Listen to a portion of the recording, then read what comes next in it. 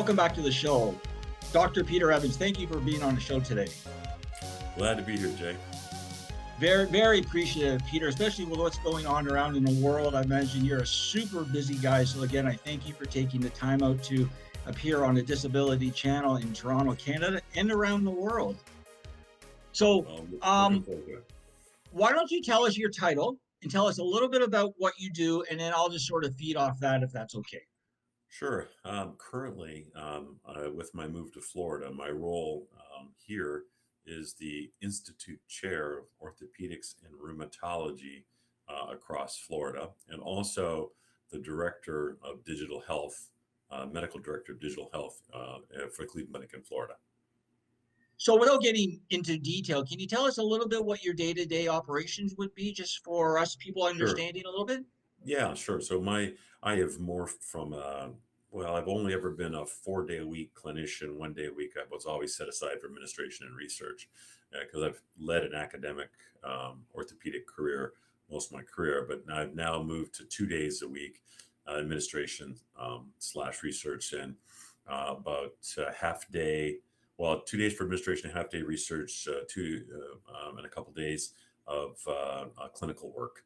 2.5 days clinical work. So I will typically on a Tuesday have a full clinic, on a Wednesday about a half day clinic, half day administration, on a Thursday full day surgery, and on my Monday Fridays I do administrative work and try to work with the different regions that the Cleveland Clinic now is in the Florida area. Wow, and I'm sure that's quite a bit of hours. I'm sure you add up throughout the week. I'm sure they are. So tell us, Peter. Now, how long have you been down in the Cleveland Clinic? I know you were in Cleveland and you've been down to Florida. So tell our viewers a bit how long in the transition from Canada. But first, Sure. How long have you been down in the U.S.? Sure. I've been in the U.S. I left after one of my fellowships. So I did an orthopedic residency.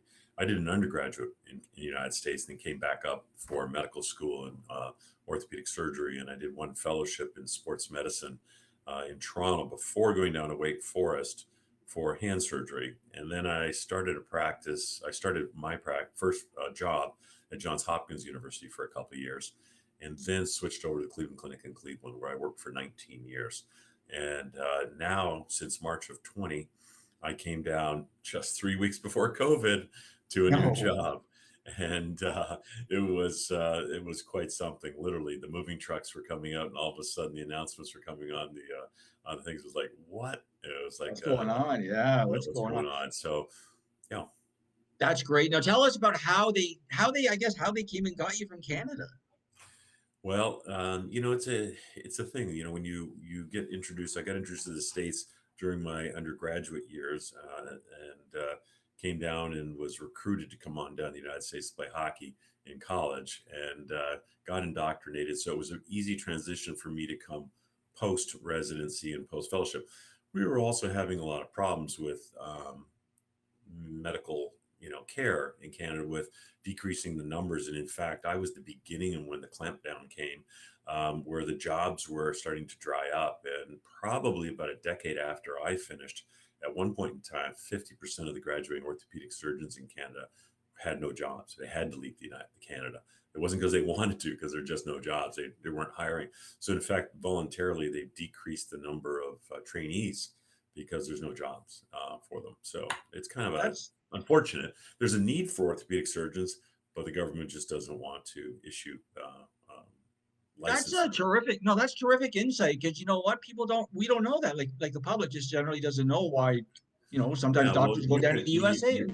Yeah, and that's the way you control budget, right? So Canada works on what's called a global budgeting. So you set aside X number of dollars for healthcare, and if you train more doctors, by definition, patients are going to come to them.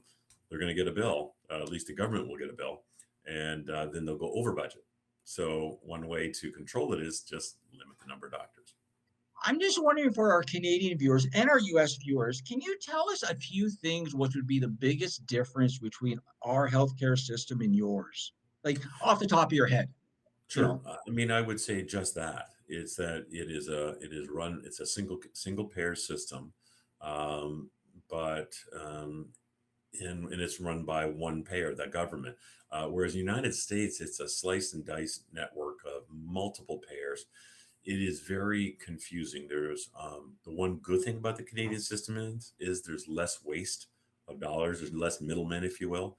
Whereas in the United States, it would be perceived as almost a reason to have more middlemen, because that adds confusion and a lot of drawing of dollars out of the system.